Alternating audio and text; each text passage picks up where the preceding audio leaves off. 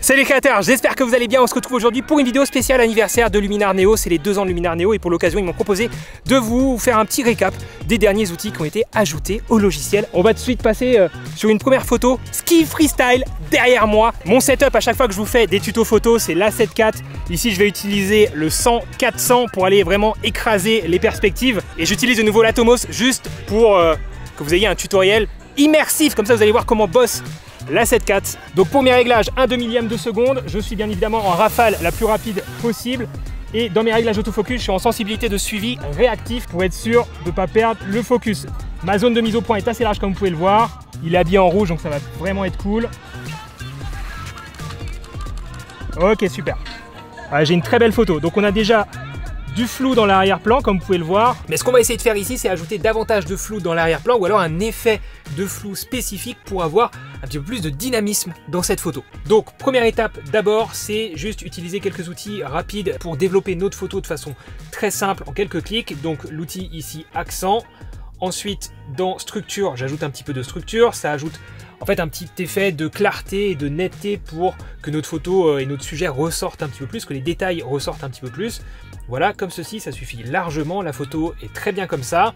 Et ensuite, je vais dans l'effet flou qui est ici et je vais avoir plusieurs possibilités. La première chose, ça va être d'identifier notre sujet, de créer un masque en fait sur notre sujet pour ajouter du flou à l'arrière de notre sujet, mais pas sur notre sujet. Donc pour ça, je vais dans l'onglet masquage.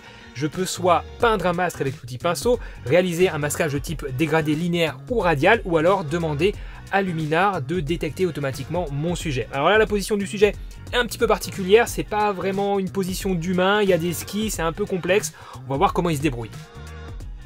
Donc là, il m'a détecté 4 types de sujets, dont l'humain. Je retourne en arrière, je vais dans les actions du masque, j'affiche le masque. On voit qu'il a détecté une bonne partie de l'humain, mais il a aussi détecté un petit peu des éléments dans l'arrière-plan et on voit que les contours sont pas parfaits. Donc je vais dans le pinceau, je passe en mode effacer, j'agrandis, je réduis ici le contour progressif. Je vais déjà enlever tout ce qui pourrait être dans l'arrière-plan, comme ceci. Et ensuite, on va accélérer ici, hein. Je vais réajuster mon masquage avec le pinceau. Donc je gagne un petit peu de temps grâce à l'outil intelligent et je viens, hop, juste améliorer tout ça.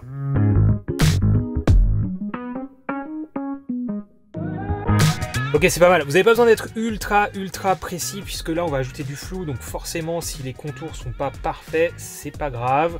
Ce qui risque d'arriver, c'est qu'en ajoutant du flou dans l'arrière-plan, les couleurs du sujet bavent un petit peu, ce qui est tout à fait normal. Pour pas que ça arrive, il faudrait créer différents calques, mais c'est pas l'idée ici. Donc là, j'ai mon sujet de détecter, je retourne en arrière, je vais dans les actions du masque, je vais inverser mon masque pour avoir du coup que l'arrière-plan de sélectionner dans mon masque, je vais dans les ajustements et j'ajoute donc du flou dans l'arrière-plan. Si j'exagère, j'ai justement cet effet là dont je vous parlais de couleurs et de sujets en fait qui bavent dans le flou. Donc je vais vraiment pas exagérer, comme ceci par exemple. Ou alors justement ce que je vous disais, c'était potentiellement de se servir de ça pour ajouter un effet particulier qu'on n'aurait pas pu faire sur le terrain avec à la prise de vue en fait. De façon optique, on n'aurait pas pu faire cet effet, c'est l'effet ici que Luminar appelle spirale. En fait c'est un effet de flou directionnel vers le centre de l'image, comme s'il y avait un zoom en fait. On peut essayer de se rapprocher de ça de façon optique, effectivement avec un zoom, mais on va forcément avoir notre sujet de flou au niveau des contours du sujet. Enfin, dès qu'on s'éloigne du centre de l'image, ça va devenir flou si on fait ça de façon optique. Donc là, on peut un peu tricher et justement se rapprocher de cet effet-là optique de façon beaucoup plus maîtrisée et en gardant notre sujet d'intégralement net grâce à cet outil ici d'ajout de flou de Luminar. Donc voilà, là on a quelque chose qui est beaucoup plus dynamique que la photo d'origine. Ça peut vous servir, alors justement pas pour faire croire que ça a été fait de façon naturelle sur le terrain, c'est pas le but ici, on est dans du montage photo pour par exemple réaliser une affiche, un post sur les réseaux sociaux, vous rajoutez du texte autour pour par exemple parler d'un événement, faire un récap de l'événement ou juste justement rajouter un côté dynamique dans cette photo. Dans ce type de cas, ça peut être très pratique. Maintenant ce qu'on va essayer de faire, c'est réaliser une autre photo plus de profil pour ajouter cette fois-ci un flou directionnel. Donc pour se rapprocher d'un effet qui s'appelle un effet de filet en photo. Ok, je me suis mis à contre-jour, ça va être très cool. Et cette fois-ci, j'ai le 12-24. Donc en grand angle, c'est vraiment la situation. On a du mal à avoir une faible profondeur de champ. forcément puisqu'on est sur une focale très petite. Donc là ça va vraiment nous aider pour faire un effet de flou directionnel, donc de filet dans l'arrière-plan. Ça va être très cool. On va tout de suite faire comme tout à l'heure. Je vais utiliser l'outil d'amélioration pour un petit peu développer ma photo de façon rapide, de la structure, et cette fois-ci il va me falloir un petit peu d'exposition aussi, comme ceci. Donc là je vais faire comme tout à l'heure, je vais demander à Luminar de détecter de façon automatique mon sujet, mais vu que j'ai vraiment un sujet complexe avec des bâtons qui sont très fins, les skis là qui sont relativement fins puisqu'ils sont vus de profil, je vais plutôt utiliser une logique inverse que je vous encourage à considérer dans certaines situations. C'est donc dans l'outil ici flou, vous allez dans le masquage, vous demandez à Luminar d'analyser votre photo, ça a été très rapide d'ailleurs, et ensuite vous n'allez pas sélectionner ce qu'il a trouvé comme humain, parce que je pense que ça n'a pas marché, voilà, ça n'a pas marché, mais plutôt le ciel. Donc là il va sélectionner le ciel, et ensuite si vous inversez ce masque, vous avez notamment l'humain qui est très bien détouré comme on peut le voir, avec même les bâtons qui ont déjà un début de détourage qui est pas mal, le ski ici aussi. Et pour compléter ça, je vais aussi sélectionner ce qu'il estime être le sol, la végétation donc dans l'arrière-plan, et là maintenant j'ai un détourage qui est déjà bien complet, enfin une sélection assez complète. J'ai plus qu'à inverser cette sélection dans les actions de masque, je l'affiche, je l'inverse, j'ai mon sujet qui est bien sélectionné, et j'ai plus qu'à nettoyer un petit peu tout ça, nettoyer un petit peu ce qui traîne aux autres endroits dans ma photo. Donc je vais dans le pinceau, dans l'outil effacer, je prends un outil assez gros.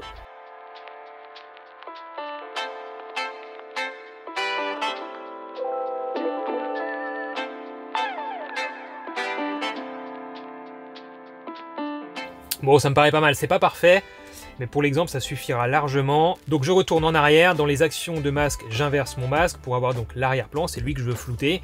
Je vais dans les ajustements et j'ajoute cette fois-ci un flou de type mouvement, donc un flou directionnel. J'augmente la quantité comme ceci. Je peux bien sûr changer l'angle ici, là ça m'intéresse pas, je veux effectivement un angle, enfin en tout cas un flou horizontal pour être dans le mouvement du sujet de gauche à droite de la photo, comme si en fait j'avais fait un filet sur le terrain. Ça bave forcément un peu sur notre sujet, mais ça aurait été aussi le cas si on avait fait cet effet de filet sur le terrain avec le boîtier, avec un vrai mouvement. Au niveau forcément des aplats de couleurs ou ici des nuages qui sont très monochromes, ça se verra pas beaucoup, un effet de flou directionnel. Donc si vous avez pas mal de structure à l'arrière, un bâtiment, ici de la végétation où il y a beaucoup de détails à l'intérieur, ça se verra beaucoup plus et ce sera donc plus intéressant. On passe à un autre outil que je voulais vous montrer, c'est l'outil Panorama. On se retrouve maintenant un peu plus au sud, fini la neige, place à un magnifique coucher de soleil ici au Beau de Provence, avec des formations rocheuses incroyables, de la végétation, c'est cool, avec de la verdure. C'est pas facile à trouver en hiver, donc je suis content d'avoir tiré un petit peu vers le sud avec Bourdon.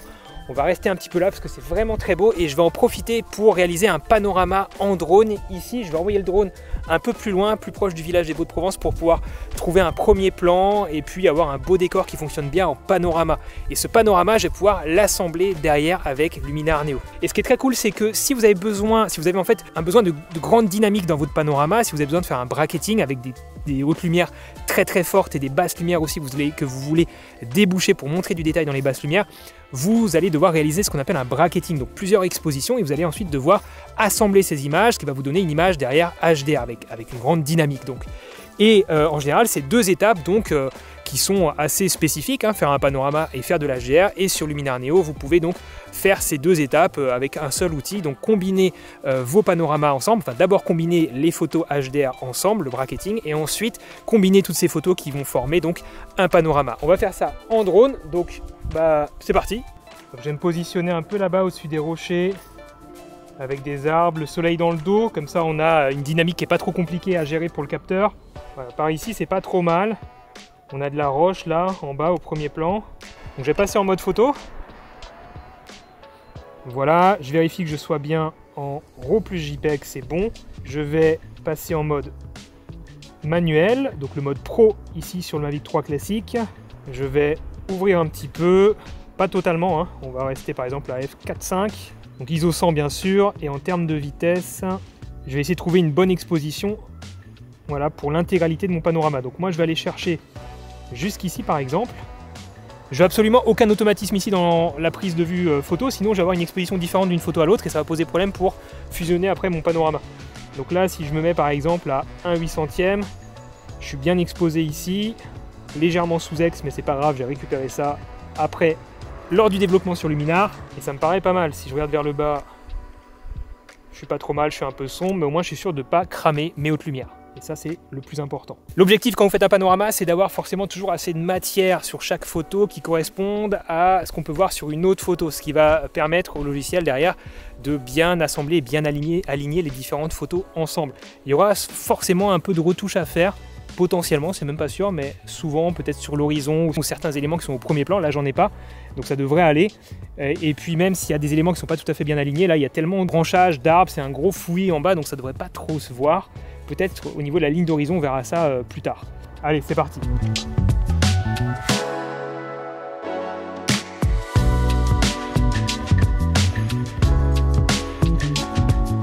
Et ben parfait. Avant d'essayer de les fusionner sur Luminar Neo, je vous rappelle qu'il y a une offre spéciale forcément pour les 2 ans de Luminar Neo. Je vous mets les infos ici et puis bien sûr dans la description il y a un lien cliquable si cette offre vous intéresse. Et on passe tout de suite sur la fusion de ces 15 photos.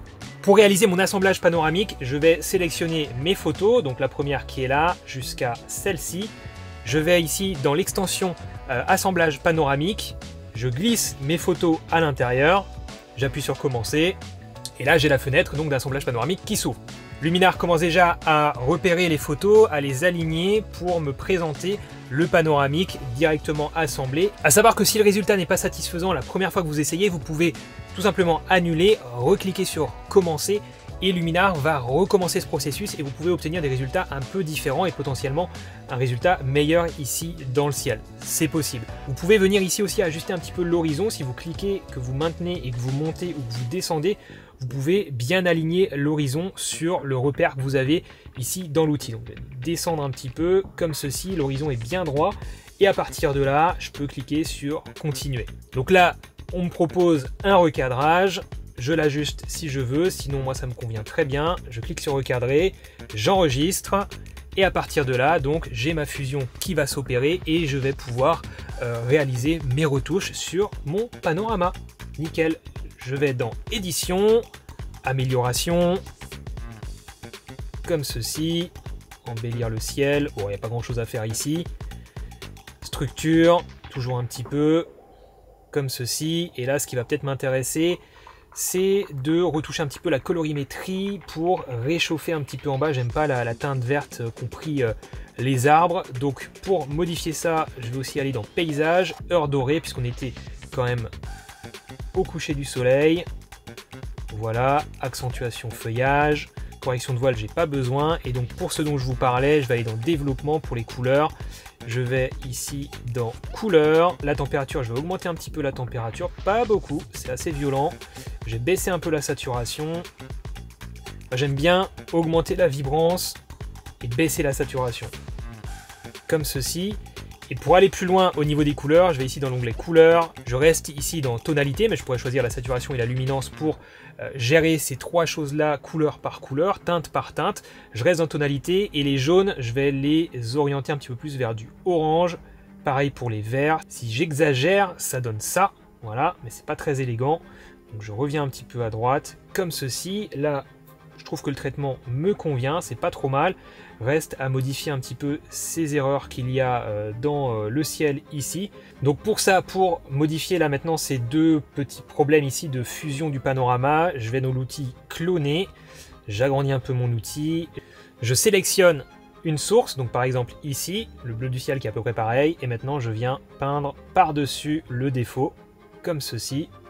Voilà, ça ne se voit plus, je descends, j'appuie sur la touche option de mon Mac, je clique ici et je viens peindre progressivement vers le haut, comme ceci, et mes 2 défauts sont masqués. Alors c'est pas parfait, hein, on voit qu'il y a pas mal de nuances de dégradé ici dans le ciel, donc soit vous passez plus de temps ici pour utiliser cet outil de clone comme je viens de vous le montrer, là je vais pas le faire parce que c'est un petit peu long, soit vous pouvez tout simplement utiliser l'outil de remplacement de ciel de Luminar. Là j'ai un ciel bleu avec un coucher de soleil, enfin il n'y a pas de nuages, il n'y a rien, donc je pourrais tout simplement remplacer le ciel. Si vous voulez vraiment aller plus loin dans le montage photo, là c'est plus que de la retouche mais c'est aussi du montage photo qu'on va pouvoir faire. Vous allez dans ciel et vous allez choisir différents ciels. Alors, donc je vais aller dans Blue Sky et je vais par exemple choisir celui-ci. J'ai plus le côté coucher de soleil, mais ça je vais pouvoir l'ajouter grâce aux ajustements du ciel, je vais ajouter de la chaleur, de la luminosité. Là c'est pas trop mal, c'est assez réaliste. Un petit peu de brume atmosphérique. Ça c'est une première option. Et sinon effectivement j'aurais pu rester dans les couchers de soleil. Et choisir celui-ci par exemple. Alors là c'est un peu plus abusé en termes de rendu. Je vais rajouter un petit peu de luminosité à l'intérieur. Enlever un peu de chaleur. Voilà, là c'est plus réaliste, c'était beaucoup trop jaune avant. C'est pas mal aussi. Alors le soleil n'était pas dans le champ avant, donc les ombres, si on fait attention, ne sont pas exactes, puisque là dans mon ciel, le soleil vient de derrière, vraiment au contre-jour, alors que sur ma photo d'origine, le soleil vient de derrière à droite. Donc là, il y a un raccord qui est pas bon, faites attention à ça si vous utilisez ce type d'outil. Donc j'ai plutôt aller dans Sunset Clouds, par exemple celui-ci. Voilà, c'est pas mal. Je vais rajouter de la chaleur à l'intérieur. De la brume atmosphérique, un petit peu, pas trop. La luminosité, c'est pas mal. Comme ceci. Et là, j'ai un rendu qui est de nouveau relativement réaliste. Voilà, c'est juste que effectivement, quand vous faites une fusion de panorama, au niveau, quand vous avez vraiment un ciel bleu uni, les nuances de bleu peuvent ne pas matcher correctement dans la fusion du panorama, comme on a pu le voir. Donc, avoir la possibilité de remplacer ce ciel par un autre ciel, ça peut être une option justement pour avoir un rendu qui soit totalement propre à ce niveau-là. Allez, on retourne sur le Ski Freestyle pour vous montrer deux autres outils qui pourraient vous servir, qui sont faciles d'utilisation. Un outil créatif de vraiment de montage photo, de graphisme on va dire, et un outil de retouche poussée pour enlever des éléments dans son image. Le premier outil que je vais vous montrer ici, c'est l'outil néon et éclat qui est juste là. Je le sélectionne, je clique ici sur la détection automatique du sujet, j'ajoute un petit peu de quantité, comme ceci, et on voit un effet de néon qui s'ajoute autour de mon sujet. Alors, ce que je peux faire, bien sûr, c'est affiner l'objet, donc dessiner en fait mon sujet, dessiner le masque, la sélection du sujet. Là aussi, j'ai besoin d'avoir le bâton, donc je fais comme ça. Ce qui est bien, c'est que j'ai pas besoin d'être très précis, puisque l'idée, c'est d'avoir quelque chose qui suit de façon plutôt large et simple les contours du sujet. Si c'est trop précis, je vais avoir trop de petits éléments au niveau de mon tracé de néon et c'est pas forcément très élégant. Donc j'ai juste à réajuster un peu mes contours comme ceci et j'ai un effet autour du skieur. Et ensuite je vais pouvoir bien sûr ajuster cet effet de néon, la diffusion, l'atmosphère, la tonalité, changer la couleur, quelque chose comme ça. C'est un peu froid, c'est pas grave, vous avez compris l'idée, orange, voilà. Et aussi une notion ici de blancheur du néon, est-ce que je suis plutôt sur une lumière blanche ou alors très colorée par rapport à la tonalité que j'ai choisie auparavant. Voilà pour cet effet là. Je peux aussi choisir d'ajouter un éclat interne ou externe à mon sujet, donc au masque que j'ai réalisé, comme ceci. Voilà, ça permet d'être un peu plus cohérent avec la lumière du néon qu'il y a autour, comme si le néon éclairait mon sujet. Et je peux aussi ajouter une lueur à l'extérieur du néon, voilà. Donc là on est vraiment sur du montage photo pour réaliser donc comme je vous disais une affiche, une publication promotionnelle. Si vous mettez un texte avec le même néon à gauche, ça peut être intéressant. Là juste comme ça avec ces contours là, c'est pas très travaillé, c'est pas très élégant. Donc vous avez compris les possibilités que vous avez ici avec cette fonction néon et éclat. Autre chose que je voulais vous montrer dans cette photo, donc pour ça je vais d'abord recadrer mon image comme ceci, voilà, j'enlève la neige qui est en dessous, j'applique mon recadrage et là ce qui va rester en fait c'est ce filet en bas à droite que j'aimerais bien supprimer. Donc pour ça je vais utiliser ici dans catalogue l'outil de gomme générative qui analyse ma photo et donc Luminar ensuite va pouvoir supprimer de façon intelligente et remplacer ce filet par autre chose de cohérent en fait normalement avec les éléments qu'il y a autour de celui-ci. Donc j'agrandis la taille de mon outil, je peins à cet endroit, c'est une grosse zone, on va voir comment il se débrouille, j'appuie sur effacer et on attend. Et bah nickel, ça a super bien fonctionné, donc il m'a rajouté des arbres en bas à droite et j'ai plus qu'à enregistrer mon image. Et voilà, j'ai ma photo maintenant avec donc la suppression de cet élément perturbateur, l'effet néon. Par contre, je vois que j'ai encore une petite saleté en haut là que j'ai pas traité, que j'avais pas vu. Donc je vais aller dans cloner, comme précédemment, je sélectionne ma source, je peins au-dessus de ma saleté, comme ceci, et elle a disparu. Voilà ma photo finale. Voilà, j'espère que ça vous a plu. N'oubliez pas de checker dans la description pour découvrir l'offre exclusive pour les 2 ans de Luminar Neo. Et puis si ça vous intéresse, vous pouvez bien sûr tester ce logiciel. Le rapport qualité-prix est top pour ce qu'il permet de faire, pour soit débuter dans la retouche photo de façon très simple, soit aussi aller assez loin dans le montage photo, dans l'ajout d'effets comme on l'a vu dans cette vidéo. Voilà, je vous dis à très bientôt. Merci Luminar pour votre confiance. À très bientôt les créateurs. Ciao!